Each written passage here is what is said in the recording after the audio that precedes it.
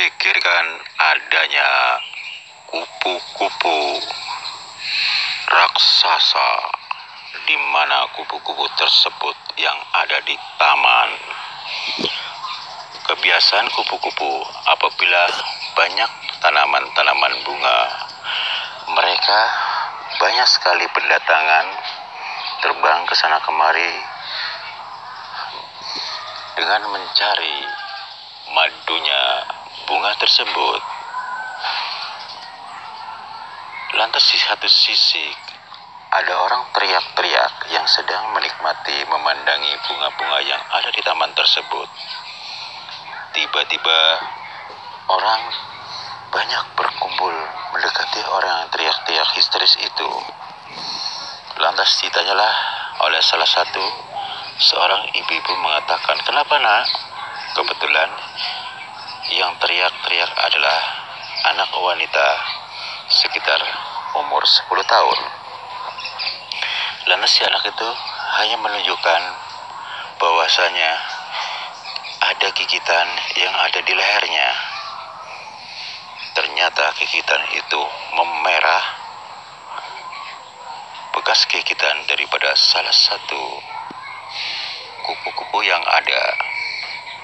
Tiba-tiba ada yang hadir, kebetulan sesepuh yang memahami tentang masalah binatang dan termasuk binatang jadi-jadian.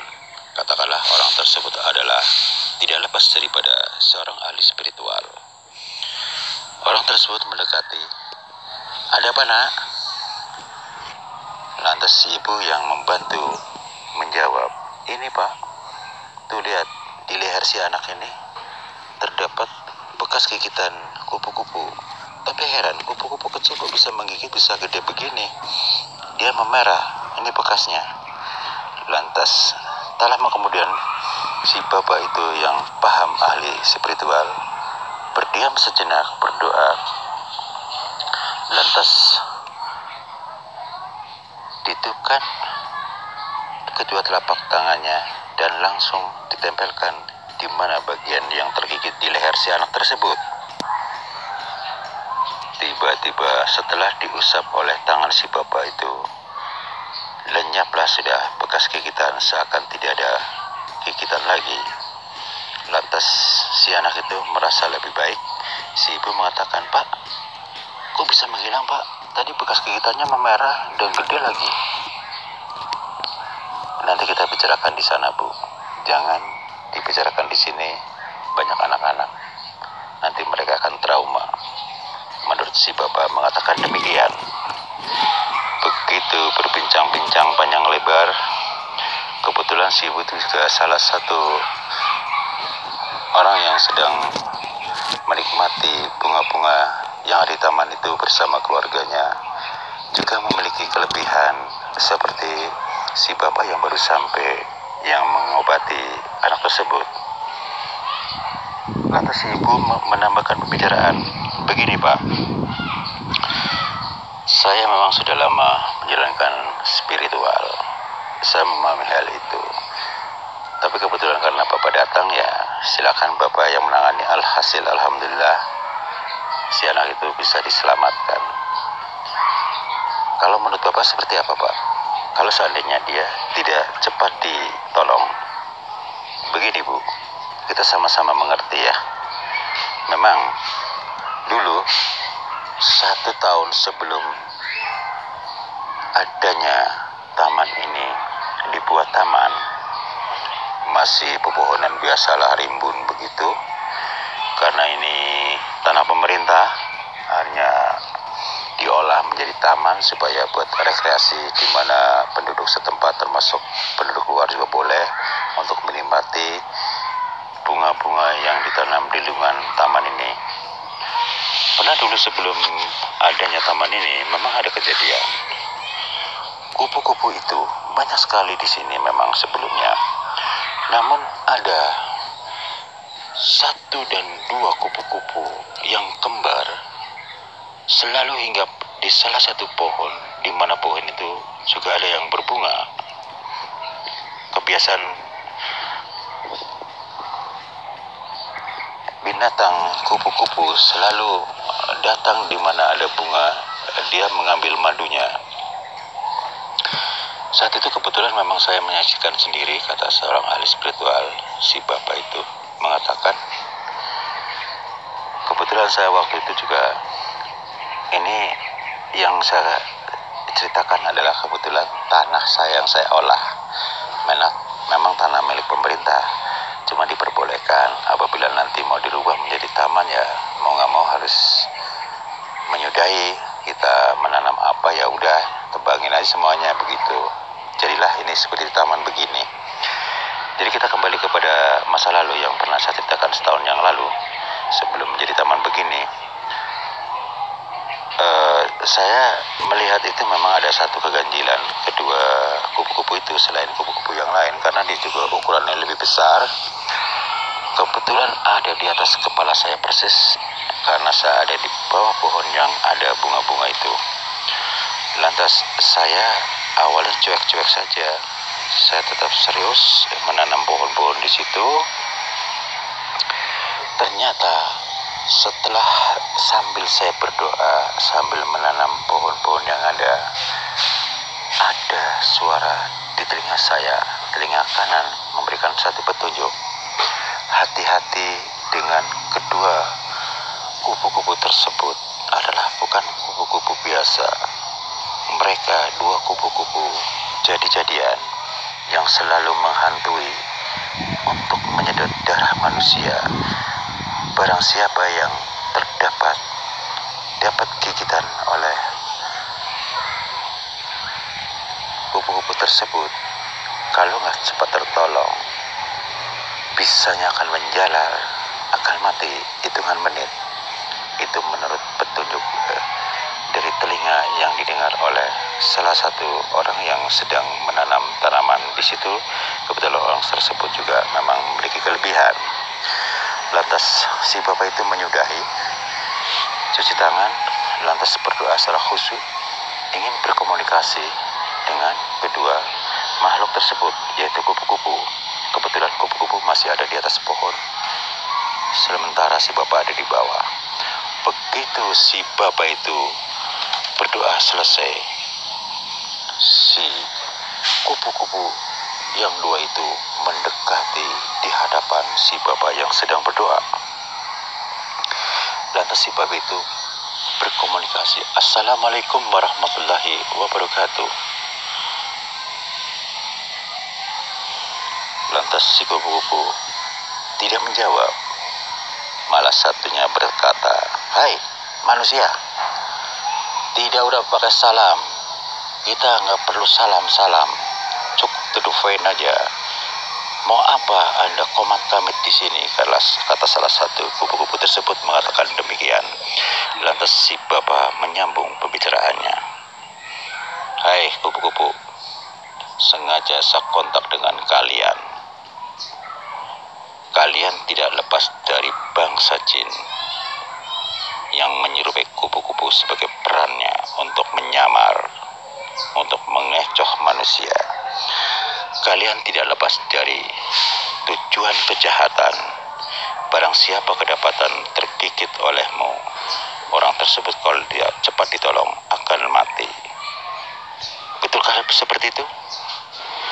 Satunya yang tidak menjawab tadi diam saja. Dia tertawa terbahak-bahak. "Weh manusia, ternyata Anda tahu semuanya. Padahal saya belum menceritakan apa tujuan kami di sini." Lantas dilanjutkan dengan orang tersebut yang ahli spiritual mengatakan, "Jangan kamu anggap sepele dengan manusia. Manusia pun memiliki kelebihan, termasuk saya. Kalau kalian tujuannya hanya untuk mengganggu manusia, lebih baik kalian urungkan niatnya. Kembalilah ke asal kalian. Di sini adalah sebagaimana tempat kalian lihat. Saya menanam tanaman-tanaman yang ada di sini agar tanah ini bisa bermanfaat. kata si bapak tersebut mengatakan demikian. Lantas salah satu kupu-kupu lagi menyambung pembicaraan. Manusia, saya bebas mau kemana terbang, tidak ada larangan. Lantas dipotong pembicaraannya oleh si bapak itu. Kupu-kupu, tadi saya katakan kalau tujuan kalian hanya mengganggu manusia, ingin menghilangkan nyawa seseorang, saya keberatan. Kalau kalian suruh pindah tidak mau juga saat ini, saya akan paksa dengan cara saya. Berdua kupu-kupu itu dengan kompak tertawa, lantas melanjutkan pembicaraannya. Manusia, ternyata kamu punya nyali. Apakah kamu nggak takut dengan kami, dengan gigitan kami? Kamu sudah tua, sekali gigit saja sedotan darah yang ada, kamu akan tidak bisa apa-apa, kata si kupu-kupu mengatakan demikian dengan nada mengancam. Lantas si bapak itu melanjutkan pembicaraannya. Tadi saya sudah katakan, manusia pun punya bisa. Bukan kamu saja, tapi bukan berarti untuk kejahatan, tapi untuk menumpas kejahatan seperti kalian berdua, jin yang berwujud kupu-kupu. Memang harus dilenyapkan. Kalau tidak, dibiarkan kalian akan merajalela, akan memakan korbannya. Lagi-lagi kedua kupu-kupu itu tertawa terbahak-bahak seakan tidak ada beban, mengancam lagi. Manusia, saya akan coba. Kelihatannya kamu punya nyali. Hadapi saya. Ancaman lagi dilontarkan oleh kedua kupu-kupu tersebut. Lantas si bapak itu melanjutkan pembicaraannya. Jadi kamu tidak mau dengan cara baik-baik? Kalau memang itu adanya, saya akan hadapi. Silakan. Tiba-tiba kedua kupu-kupu itu langsung maju ke depan mendekati si bapak itu, seakan ingin menggigit tubuhnya. Tiba-tiba si bapak berdiam dengan tenangnya bersila, tidak menggerakkan tangan, tapi hanya mulutnya yang komat kamit sedang berdoa. Si kupu-kupu berusaha menggigitnya, tapi tidak mampu mendekati tubuh itu. Seakan ada sesuatu yang berat untuk mendekati tubuh itu. Lagi-lagi begitu dia mau menyerang, dia terpental lagi ke belakang. Bangun lagi, mau menggigit, terpental lagi ke belakang. Lantas salah satu kupu mengatakan, "Woi manusia, ini ada apa? Saya tidak mampu menyentuh kamu. Mau gue gigit biar kamu mampus," kata si salah satu kupu-kupu mengatakan demikian. Tapi si bapak tetap tenang, bersikir. Lantas lagi-lagi dia berusaha mendekati si bapak itu, ingin digigit, tapi jatuh lagi secara bergantian kedua kupu-kupu tersebut. Tiba-tiba ada salah satu kucing hadir di situ. Dia kebiasaannya berbunyi meong, menandakan bahwasanya si kucing hanya memberikan kabar kepada si bapak tersebut. Karena melihat si bapak itu sedang khusyuk bersikir, melihat dengan kupu-kupu jahat sedang berhadapan dengan si bapak itu, lantas si kucing tidak pandang bulu, tidak ragu-ragu menyerang kedua kupu-kupu itu, lompat dengan tingginya. Si kucing itu hingga sampai siksak melompati pohon yang ada sesuai dengan ketinggian di mana kupu-kupu terbang. Dia mengimbangi. Apabila dia naik lagi, terbang naik, dia siksak lompat dari salah satu cabang ke cabang yang lain. Tertangkaplah salah satu kupu, digigit. Berusaha si kucing-kucing itu mencapik di mana ada sayapnya supaya kupu-kupu itu tidak bisa terbang menurut si kucing. Lantas setelah dia sudah nggak bisa terbang lagi, bergerak lagi si kucing itu, mengejar lagi kupu-kupu satunya dengan nasib yang sama, sehingga dua kupu-kupu tersebut dia ada di bumi, tidak bisa terbang. Sekalipun dia masih hidup, tapi dia berkutik lagi. Setelah selesai itu, si kucing mendekati si bapak itu. Tiba-tiba si kucing berkata, "Pak, sudah selesai berdoanya? Mohon maaf saya mengganggu," kata si kucing tersebut. Lantas si bapak uluk salam, "Assalamualaikum warahmatullahi wabarakatuh." Si kucing itu langsung menjawab, "Waalaikumsalam warahmatullahi wabarakatuh."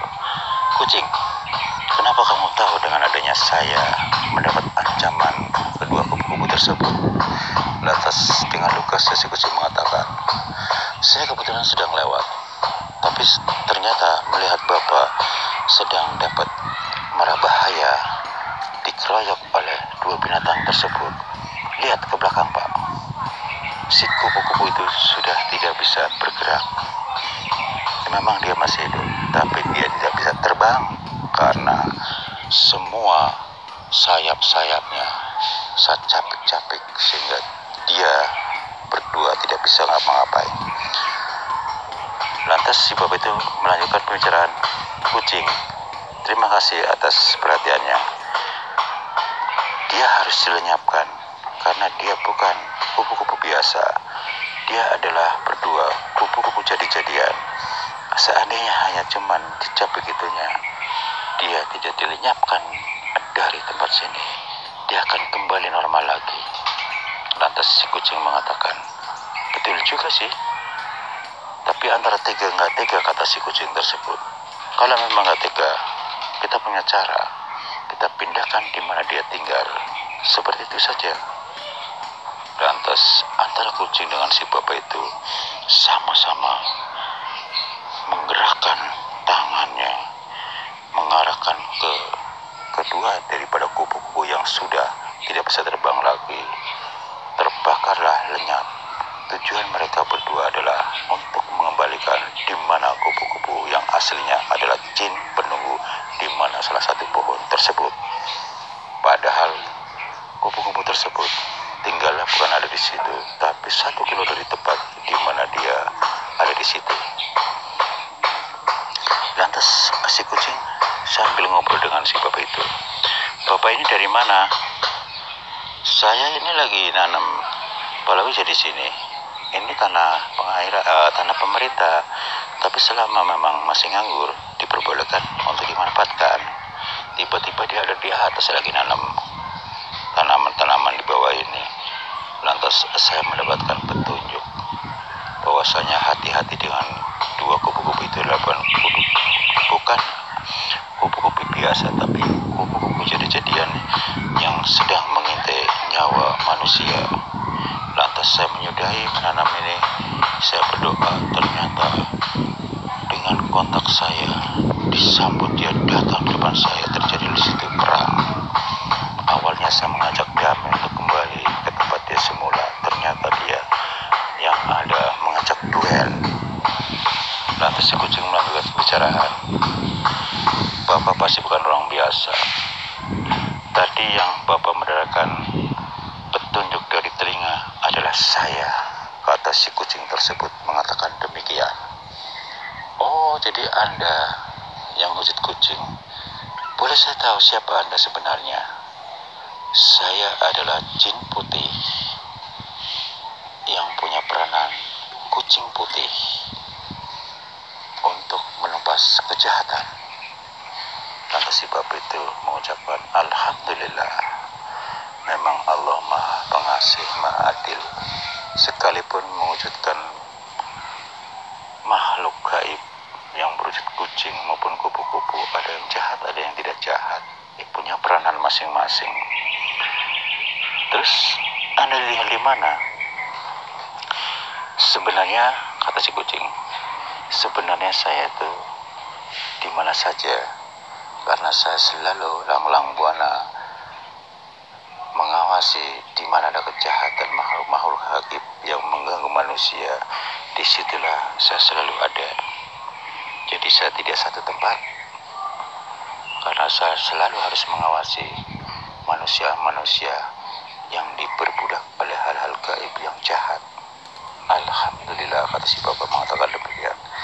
Kalau saja semua makhluk gaib baik, mungkin damai kali ya, kata si Bapak tersebut. Kata si kucing mengatakan, ya kalau damai kayaknya rasanya kurang enak, tidak sempurna. Allah sendiri aja menciptakan sesuatu, perlambangan siang dan malam, ada air, ada daratan, ada asin, ada hambar.